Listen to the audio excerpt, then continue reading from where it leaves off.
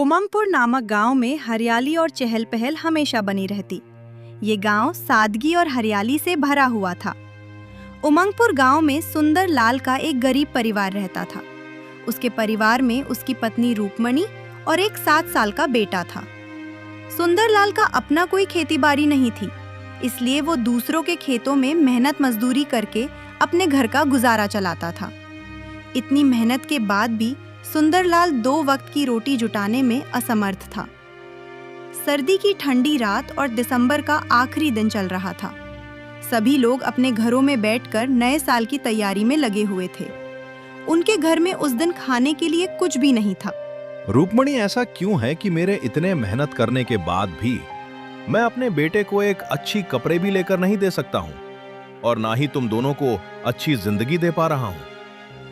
मैं तो अपने घर में 2 वक्त की रोटी भी अच्छे से नहीं जुटा पा रहा हूँ। मैं क्या करूँ? मुझे कुछ समझ में नहीं आ रहा। ऐसा लगता है कि ये नया साल भी हमारा इसी तरह से गुजरेगा।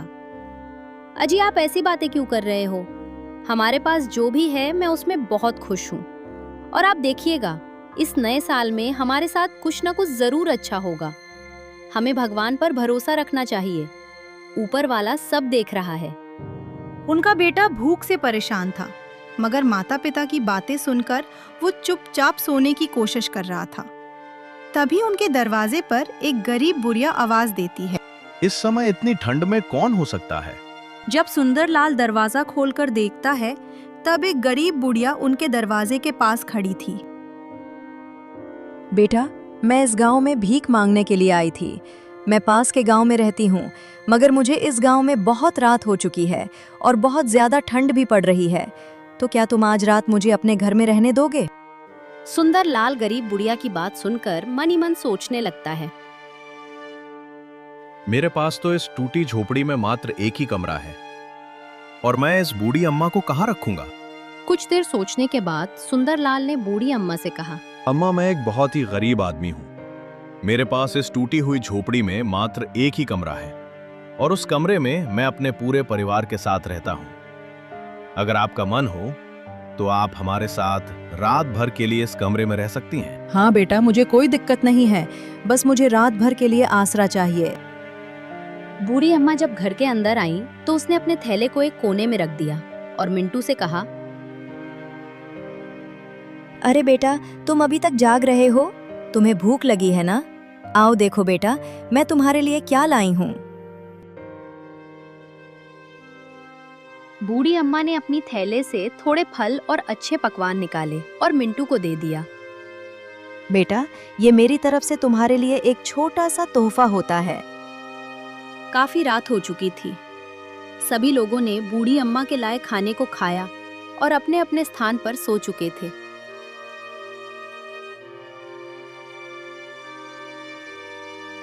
अगले दिन जब सुंदरलाल अपने बिस्तर से सोकर उठा, तब उसने देखा कि बूढ़ी अम्मा अपने बिस्तर में नहीं है। उनका थैला वैसे ही एक कोने में पड़ा हुआ था। थैले में बहुत सारे पैसे थे। थैले को हाथ में लेकर सुंदरलाल दौड़ते हुए बूढ़ी अम्मा को ढूंढने के लिए निकल जाता है। बूढ़ी अम्मा गांव के बाहर निकल चुकी थी और वो अपने रास्ते से जा रही थी। सुंदरलाल दूर से ही बूढ़ी अम्मा को आवाज देता है, अम्मा, अरे ओ अम्मा, आपका थैला यहीं रह गया है। बूढ़ी अम्मा वहीं रुक गई और उन्होंने पीछे मुड़कर देखा और सुंदरलाल के पास जाकर कहा, बेटा, ये पैसा मैंने किसी नेक इंसान के लिए जमा करके रखा था और तुम एक भले और ईमानदार इंसान हो। तुमने मुझ बूढ़ी भिखारन को अपने घर में रहने दिया और मान सम्मान दिया। इससे मेरा दिल बहुत ही खुश है। इसलिए ये पैसा मैंने तुम्हारे लिए ही छोड़ दिया था। बेटा, तुम इस पैसे को किसी अच्छे काम में उपयोग करना। अगर तुम इस पैसे को अच्छे काम के लिए उपयोग करोगे तो ये पैसे दुगने होते जाएंगे। नए साल की पहली किरण सुंदरलाल के लिए बहुत ही खुशियों भरी थी। सुंदरलाल घर आकर ये सारी बातें रूपमणी को बताता है। आखिर बूढ़ी अम्मा ने हमें इतने सारे पैसे क्यों दिए? जो भी हो, इस बुरी स्थिति में बूढ़ी अम्मा ने आकर हमारी सहायता की है, इसीलिए वो हमारे लिए किसी भगवान से कम नहीं थी। फिर सुंदरलाल और रुक्मणी ने मिलकर ये फैसला किया कि इस पैसे से वो गांव में एक छोटी सी दुकान खोलेंगे, जिससे उनके घर में 2 वक्त का खाना आ सके और उनके बच्चों को अच्छी शिक्षा मिले। कुछ ही दिन बाद उन्होंने गांव के बाजार में एक छोटी सी राशन की दुकान खोली। धीरे धीरे सुंदरलाल की राशन की दुकान अच्छी खासी चलने लगी। गांव वाले धीरे धीरे सुंदरलाल की दुकान से ही राशन खरीदने लगे। ऐसा ही कुछ समय बीत जाता है और सुंदरलाल की आमदनी बढ़ती गई। गांव वाले भी सुंदरलाल की मेहनत और ईमानदारी से खुश थे और उसे बहुत पसंद करते थे। सब कुछ अच्छा चलता रहा और कई महीने बीत गए।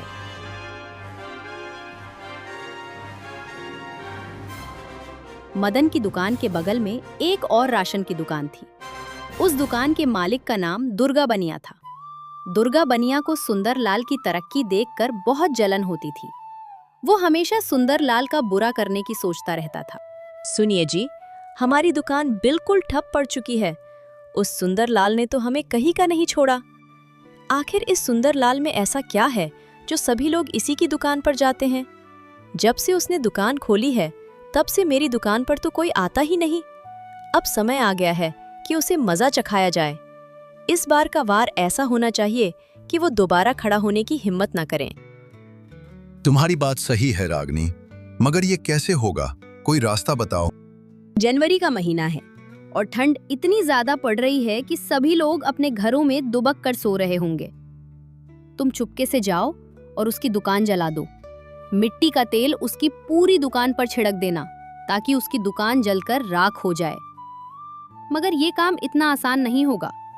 किसी ने देख लिया तो डरने की जरूरत नहीं है। रात गहरी होगी और अंधेरा अपना काम करेगा। ये मौका सुंदरलाल को भिखारी बनाने का है। सुनिए जी, ये हमारा खेल है और चाल हमें ही चलना है। ठीक है रुक्मणी, तुम जैसा कह रही हो वैसा ही होगा। आज रात सुंदरलाल की दुकान जलाकर उसे उसकी औकात याद दिला दूंगा। अब उसका खेल खत्म। जनवरी का महीना था और कोहरे से भरी रात थी। दुर्गेश बनिया आधी रात को सुंदरलाल की दुकान की तरफ निकल पड़ता है और सुंदरलाल की दुकान के पास जाकर उसमें आग लगा देता है और खुशी खुशी घर वापस आ जाता है। ठंड अधिक होने के कारण गांव वाले खिड़की दरवाजे बंद करके सो रहे थे, इसलिए जलते हुए दुकान की लौ की आवाज भी उनके कानों तक नहीं पहुंच पाई। दुकान में तेल, घी आदि सामग्री होने के कारण दुकान रात भर जलती रही।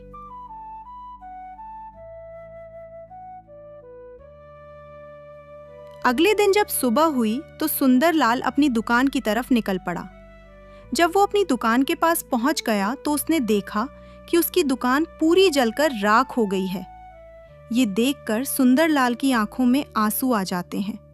उसके सारे सपने बिखर जाते हैं। दुख और चिंता से भरा हुआ सुंदरलाल एक पेड़ की छांव में जाकर बैठ जाता है।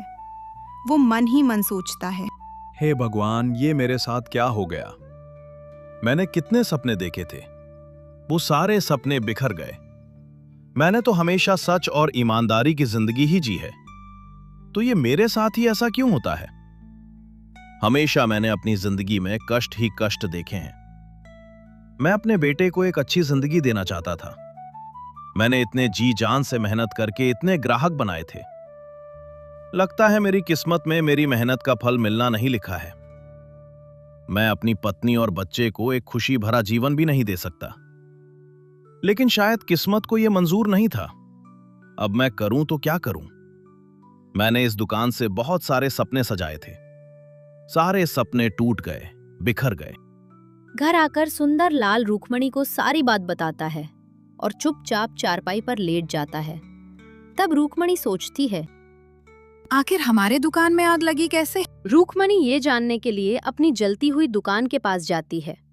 उस दुकान के बगल में ही दुर्गेश बनिया का दुकान था। तभी रुक्मणी दुर्गेश बनिया के पास जाती है। दुर्गेश भैया, क्या आपको पता है कि इस दुकान में आग कैसे लगी? नहीं रुक्मणी बहन, इस बार ठंड अधिक पड़ रही है तो मैं दुकान जल्दी ही बंद करके घर चला जाता हूँ। पर हाँ, कुछ गांव वाले आपस में बातें कर रहे थे कि रात में काम करने वाले लोग आसपास में अलाव जलाकर हाथ पर सेक रहे होंगे। उन लोगों ने अलाव को ऐसे ही जलता हुआ छोड़ दिया होगा। तभी इस दुकान में आग लग गई होगी। फिर रुक्मणी घर आती है और अपने पति को हिम्मत बांधते हुए कहती है, अजी आप चिंता क्यों करते हो? हमने किसी का कभी बुरा नहीं किया है, तो हमारे साथ भी बुरा नहीं होगा। अभी हमारे दुख के दिन चल रहे हैं, तो ऐसा हमेशा थोड़े ना रहेगा। एक दिन हमारे सुख के दिन भी आएंगे और ये दुख के बादल भी छट जाएंगे। मगर रूकमणि, हमें कुछ भी करने के लिए पैसों की जरूरत होगी। वो पैसे हम आखिर कहां से लाएंगे? आप चिंता मत करो, मेरे मन में एक बात चल रही थी। क्यों ना आप जमींदार साहब से थोड़े पैसे उधार मांग लो, हम फिर से कुछ ना कुछ कर ही लेंगे। अच्छा ठीक है भाग्यवान, कहीं ऐसा ना हो कि घर में जो थोड़ा बहुत पैसा है वो भी चला जाए। सुनिए जी, आप चिंता मत कीजिए। अभी देखिए सर्दियां भी चल रही हैं। इन सर्दियों में हमारे तिल के लड्डू खूब बिकेंगे। लोग बड़े ही चाव से तिल के लड्डू खाएंगे। इन सर्दियों में तो हम जमींदार के पैसे बहुत ही आसानी से चुका देंगे। अच्छा ठीक है, कल जाकर देखता हूँ क्या होता है। अभी तो शाम हो गई है। फिर वो सभी खाना खाकर सो जाते हैं। अगले दिन सुंदरलाल जमींदार साहब के यहाँ पैसे मांगने चला जाता है। सुंदरलाल जमींदार के घर पहुंच जाता है। जमींदार स्वभाव से बहुत ही कठोर और निर्दयी था। अपने नौकरों पर चिल्ला रहा था, अरे सुंदरलाल, तुम यहाँ आओ, आओ, कैसे आना हुआ? मालिक, कुछ पैसों की जरूरत थी, मिल जाते तो अच्छा होता। अरे सुंदरलाल, क्यों नहीं मिलेंगे? मैं तो यहाँ तुम लोगों की मदद करने के लिए ही बैठा हूँ। बोलो, तुम्हें कितने पैसे चाहिए? मालिक, ज्यादा नहीं, बस 4000 रुपए चाहिए थे। लेकिन सुंदरलाल, एक बात अच्छे से गांठ बंध लो मेरी। मैं समय का बहुत ही पक्का इंसान हूं। हाँ, अगर तुमने समय पर मुझे ब्याज के साथ पैसे नहीं लौटाए तो मैं तुम्हारे घर को अपने कब्जे में ले लूंगा, समझे? मालिक, आप चिंता मत कीजिए, मैं आपको आपके पैसे समय पर वापस कर दूंगा ब्याज के साथ। इतना कहकर सुंदरलाल जमींदार से कर्जा लेकर घर आ जाता है। ये लो भाग्यवान, तुम्हारे कहने पर मैंने जमींदार से पैसे तो मांग लिए हैं, मगर उन्होंने चेतावनी दी है मुझे और कहा है कि अगर हमने उनका पैसा समय पर नहीं लौटाया तो वो हमारे घर पर कब्जा कर लेंगे। आप तो बेकार में ही परेशान हो रहे हो जी, ऐसा कुछ नहीं होगा। अच्छा ठीक है भाग्यवान, कहीं ऐसा ना हो कि घर में जो थोड़ा बहुत पैसा है वो भी लग जाए और हमारे हाथ से हमारा घर भी चल जाए। सुंदरलाल बाजार जाकर तिल के लड्डू बनाने की सामग्री ले आता है। फिर रूकमणि तिल के लड्डू बनाने लगती है। रूकमणि तिल के लड्डू बनाकर सुंदरलाल को देती है। सुंदरलाल उन लड्डुओं को बेचने के लिए गांव की ओर निकल पड़ता है। तिल के लड्डू ले लो। तिल के लड्डू एक बार खाओगे तो बार बार मांगोगे। बनारस के मशहूर तिल के लड्डू ले लो भैया, तिल के लड्डू। अरे भाई, ये तिल के लड्डू देखने में तो बहुत ही स्वादिष्ट लग रहे हैं। कैसे दे रहे हो? 25 रुपए का एक पाव है बहन जी। बोलो बहन जी, कितने दे दूं? भाई मुझे 500 ग्राम दे दो। सुंदरलाल 500 ग्राम तिल के लड्डू उसे दे देता है और पैसे लेकर आगे बढ़ जाता है। धीरे धीरे करके सुंदरलाल के सारे तिल के लड्डू बिक जाते हैं और सुंदरलाल घर वापस आ जाता है। अरे ओ भाग्यवान, जरा एक गिलास पानी तो देना, आज मैं बहुत थक गया हूँ। जी अभी लाई। क्या हुआ जी, कुछ तिल के लड्डू बिके या नहीं? नहीं रूकमणि, कुछ भी नहीं बिका और मैं तो आज बहुत ही ज्यादा थक गया हूँ। अजी आप ठीक ही कह रहे थे कि हमारे तिल के लड्डू नहीं बिकेंगे। अब तो हमारे पास ज्यादा पैसे भी नहीं हैं। अब हम क्या करेंगे? अरे वो भाग्यवान, कुछ तिल के लड्डू नहीं बल्कि सारे तिल के लड्डू हाथों हाथ बिक गए हैं। क्या सच में आप सच कह रहे हैं कि हमारे सारे तिल के लड्डू बिक गए हैं? हाँ सच में, रूकमणि लोगों को हमारे तिल के लड्डू इतने पसंद आए हैं कि हमारे सारे तिल के लड्डू झट से बिक गए। हाँ ये लो पैसे, इसमें से कुछ पैसे घर खर्च के लिए रख दो और कुछ पैसे हम फिर से तिल के लड्डू बनाने के लिए सामग्री खरीद लेंगे। रूकमणि उन पैसों को संभाल कर रख देती है।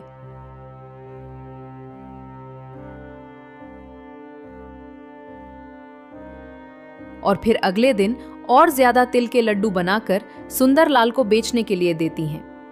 और सुंदरलाल उन तिल के लड्डुओं को बेचने के लिए पास के गांव में निकल जाता है। बड़ी दूर से आए हैं, प्यार का तोहफा लाए हैं, अपना लोया ठुकरा दो भैया, हम तो तिल के लड्डू लाए हैं। सुंदरलाल ऐसे ही आवाज लगाते हुए लड्डुओं को बेच रहा था। अरे ओ तिल के लड्डू वाले, मैंने सुना है कि तुम्हारे तिल के लड्डू बहुत स्वादिष्ट हैं। मुझे भी पाव किलो अपने ये तिल के लड्डू दे दो, जरा मैं भी तो देखूं तुम्हारे ये तिल के। सुंदरलाल उस आदमी को तिल के लड्डू दे देता है और उससे पैसे लेकर आगे की ओर निकल जाता है। धीरे धीरे उसके सारे तिल के लड्डू बिक जाते हैं और जैसे ही शाम होती है सुंदरलाल घर आ जाता है। अरे ओ भाग्यवान, हमारे तिल के लड्डुओं की तो बहुत ही चर्चा हो रही है। अब मेरे जाते ही मेरे सारे तिल के लड्डू झट से बिक जाते हैं। रूखमणी ये बात सुनकर बहुत ही खुश होती है। जनवरी का महीना था और सर्दियां भी अपने चरम पर थी। सुंदरलाल और रूखमणी आपस में बातें ही कर रहे थे। तभी गांव का जमींदार उनके पास आता है और उनसे कहता है, सुनो सुंदरलाल, मेरी बेटी की शादी होने वाली है और मैं बारातियों के स्वागत में कोई भी कमी नहीं रखना चाहता। मैंने तुम्हारे तिल के लड्डुओं की बहुत ही चर्चा सुनी है। क्या तुम मुझे तिल के लड्डू बनाकर दे सकते हो? जी मालिक, क्यों नहीं, आपको मैं जल्दी ही तिल के लड्डू बनाकर दे दूंगा। ठीक है सुंदरलाल, मैं तुम्हें सिर्फ आज का समय दे रहा हूँ। तुम मुझे जरूर तिल के लड्डू बनाकर दे देना। ये सारी बातें दुर्गा बनिया और उसकी पत्नी एक पेड़ के पीछे छुपकर सुन रहे थे। हमेशा इस सुंदरलाल को कमाई का कोई ना कोई जरिया मिल ही जाता है। मुझे इस बार ऐसा कुछ करना होगा कि ये सुंदरलाल पूरे गांव में बदनाम हो जाए। दुर्गेश बनिया और उसकी पत्नी सुंदरलाल की इतनी तरक्की देखकर बहुत ही जलते थे और वह इसी खुराफात में थे कि रूखमणी तिल के लड्डू बनाए। इधर रूखमणी ने ढेर सारे तिल के लड्डू बनाकर तैयार करके अपने रसोई घर में रख दिए थे। तभी दुर्गेश बनिया और उसकी पत्नी चुपके से उसके घर में घुसकर सारे तिल के लड्डू चुरा लेते हैं। जैसे ही सुबह होती है और रूखमणी रसोई घर में जाती है तो उसे वहां एक भी तिल के लड्डू नहीं दिखते हैं। यह देखकर रूखमणी बहुत ही घबरा जाती है और सारी बात सुंदरलाल को आकर बताती है। हे भगवान, ये क्या हो गया? भला ऐसा कैसा हो सकता है? मैं अभी जमींदार जी के घर जाता हूँ और उन्हें कहूंगा कि बस हमें आज भर का समय और दे दीजिए। इतना कहकर सुंदरलाल जमींदार के घर की ओर निकल जाता है। मालिक, आपको देने के लिए तिल के लड्डू मैंने रात में ही बना लिए थे, लेकिन मेरे घर से सारे तिल के लड्डू चोरी हो गए हैं।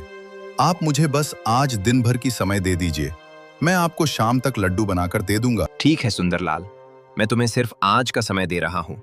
तुम मुझे जरूर तिल के लड्डू बनाकर दे देना। ठीक है मालिक, आप चिंता मत कीजिए, मैं आज शाम होने से पहले ही आपको तिल के लड्डू बनाकर पहुंचा दूंगा। जब सुंदरलाल जमींदार के घर से वापस आ रहा था तब वह देखता है कि दुर्गेश बनिया का बेटा घर के बाहर बैठकर तिल के लड्डू खा रहा है। यह देखकर सुंदरलाल सोचता है, दुर्गेश बनिया ने तो मुझसे कभी भी तिल के लड्डू नहीं खरीदे, तो फिर उसका बेटा तिल के लड्डू कहाँ से खा रहा है? सुंदरलाल उस बच्चे के पास जाता है और उससे पूछता है, बेटा तुम ये तिल के लड्डू कहाँ से खा रहे हो? अंकल जी, ये तिल के लड्डू तो मुझे मेरे पिताजी ने दिए हैं और हमारे घर में बहुत सारे तिल के लड्डू रखे हुए हैं। सुंदरलाल को ये बात समझ में आ गई कि उसके तिल के लड्डू दुर्गेश बनिया ने ही चुराए हैं और उसने घर आकर यह सारी बात अपनी पत्नी को बताई। तब रूखमणी ने सुंदरलाल से कहा, अजी आपको जमींदार जी के पास जाना चाहिए और ये सारी बात जमींदार साहब को बताना चाहिए। अब वही हमारी मदद कर सकते हैं। फिर सुंदरलाल मुखिया जी के घर जाता है और उन्हें सारी बात बताता है। जमींदार साहब अपने नौकरों के साथ सुंदर बनिया के घर जाते हैं और उसके पूरे घर की तलाशी लेते हैं। तुम लोग घर के अंदर जाओ और अच्छे से तलाशी लो। तलाश के दौरान दुर्गेश बनिया के घर से ढेर सारे तिल के लड्डू मिलते हैं। आखिर तुमने सुंदरलाल के तिल के लड्डू क्यों चुराए?